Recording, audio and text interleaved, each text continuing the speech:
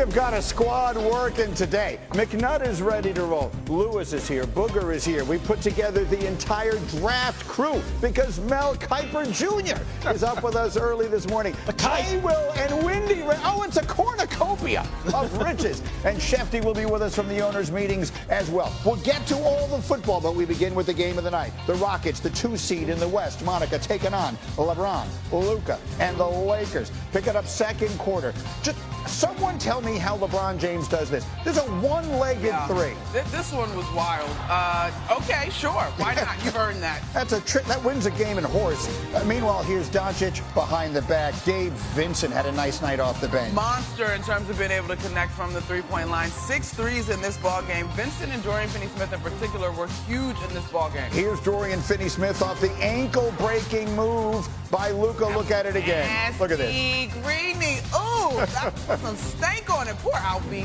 Finney-Smith had 6 threes off the bench. We're midway through the third. Lakers are down a deuce. Not anymore. LeBron with the bucket to tie it. 3 minutes left in the third. Lakers leading by 3. Finney-Smith. Vincent, he had 6 threes off the bench. Lakers a 5-point lead. And then in the fourth quarter, they got places to go for buckets. LeBron.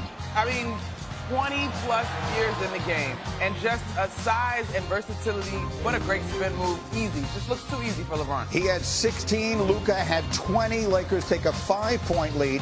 A minute left. Rockets not giving up. They're down by 5. How about Amen Thompson? Oh, man. The Thompson twins. This move was crazy. The sidestep to the left, the athleticism, the burst of speed. There's a lot of upside for this young man on both sides of the ball in his career. Rockets get it to within 3, but look at LeBron playing defense at the finish to close it out. The massive block by LeBron James to preserve the win. Lakers hold on and win it. Little statement week we got working here for the Lakers. They take it 104-98. Back this up with the win they just had against Memphis. And let me get Brian Windhorst in on the conversation. Windman, what's the first thing to say about the Lakers off a nice win last night off the 2 seed in the West?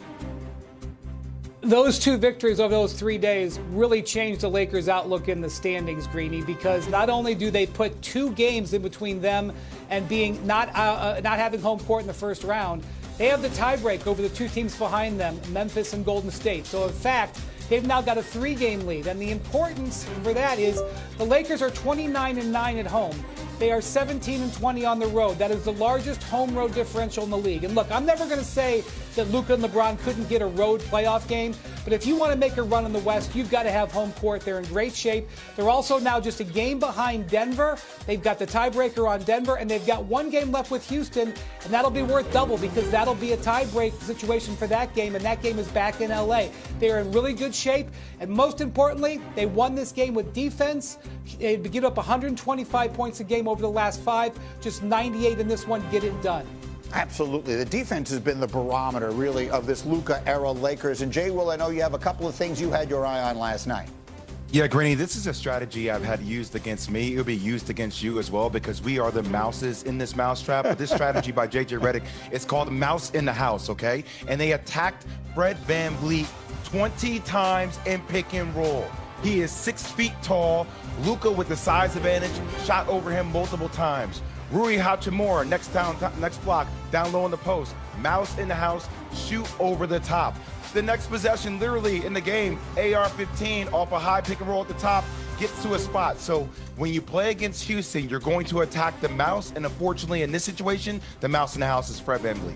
No, that's a really well-made point. And Houston, look, people, because they're so young and because they don't have someone named LeBron or Luka or Steph or something like that, I don't know how closely people have been following them this year. They're a legit 2 seed right now in the Western Conference. So it's an impressive win for the Lakers last night in what has been, you know, the disaster, the crazy loss at the end against Chicago notwithstanding, a pretty impressive stretch. I think so too, Greeny. Look, this Houston defense, they have versatile guys. I mean, Jabari Smith is back on the floor. And I don't know if you caught it at one point, Jay, but he's like guarding LeBron James coming across half court. And so they hang their hat on the defensive end. And for as good as the Lakers were yesterday in finishing this one, if not for 2 turnovers in the last 2 minutes, right?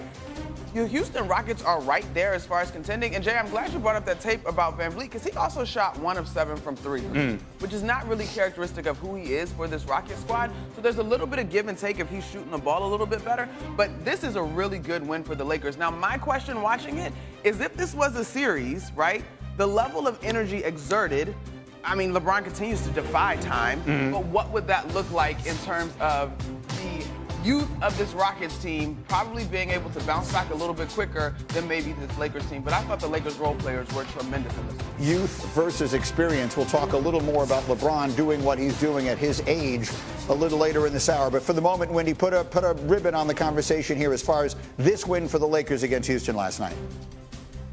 Yeah, so I want to point out that Gabe Vincent and Dorian Finney-Smith combined for 12 three-pointers in this game. The Houston's entire strategy was to camp down on the Lakers stars, and the role players delivered.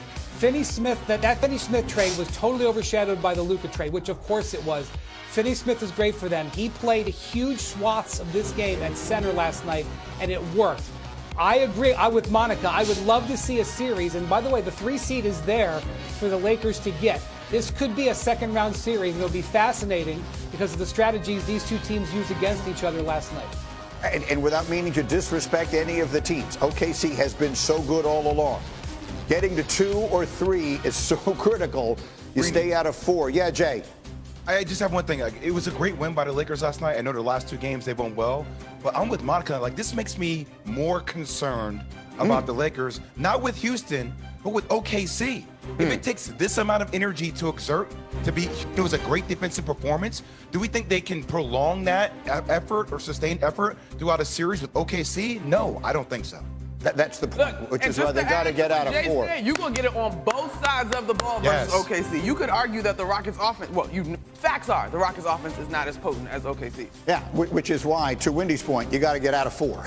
In a perfect world, you get yourself up to 3, and then you don't have to worry about OKC until the conference final. Okay, we'll have much more on LeBron a little later, but in the NFL, all of the NFC coaches are talking this morning, literally as we speak, at the owners' meetings, including the coach of the Giants. We know the Giants have huge decisions to make. Their quarterback depth chart now officially includes Russell Wilson, Jameis Winston, and Tommy DeVito. They also have the 3rd pick in the draft. Could that be Shedeur Sanders? That's the big question. Their coach, Brian Daboll, moments ago had this to say at the league meetings.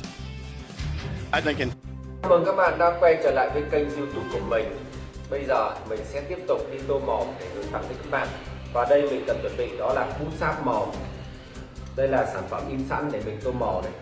Đây là điện thoại để quay video này. Đây là điện thoại để mình quay video. Đây là giá nước điện thoại. Bây giờ mời các bạn cùng theo dõi quá trình mình tô màu. Và các bạn xem video của mình thì đừng quên ấn like và đăng ký kênh để ủng hộ mình nhé. Cảm ơn các bạn rất là nhiều. Bây giờ em sẽ tiếp tục tô màu nhé các bạn.